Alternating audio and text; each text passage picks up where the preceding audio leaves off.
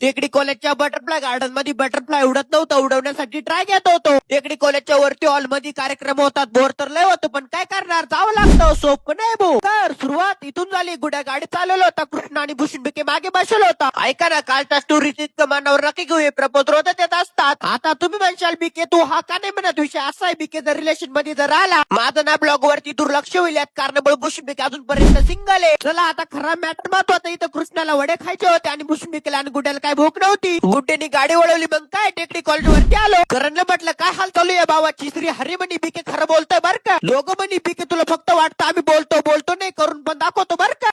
शेवटी उडवलंच भाऊ यांनी बटरफ्लाय. म्हटलं आता नाही दोघं मार खाऊ घालतील, पळा भाऊ तू. टेकडी कॉलेजचा आदर्श विद्यार्थी प्रमोद काकड्याला भेटून कृष्ण आणि वामा बाकड्यावरती दिसले. मग सरांनी आम्हाला वरती हॉल मध्ये बोलून घेतलं. असं थोडं वाटलं होतं की वरती बोर होईल, पण एवढी पब्लिक बघून थोडंसं बरं वाटलं. पण नंतर थोडासा कंटाळायला लागला. कुंदे सरांचं लक्ष थोडं काय बाजूला झालं. भूषण बिके लगेच पळून खाली आला. कृष्ण आणि वामा म्हणे बिके तू सोपं पण अवघड काम करतो बरं का, लय भारी आयडिया लावी तरी तू पळायची. अयो बिकेला वाटलं की आपला आदर्श फक्त कृष्णाने आणि वामानेच घेतला, प्रेमाची माणसं घेतील असं कधीच वाटलं नव्हतं. ते पण पळून आले ना, हा ना रे.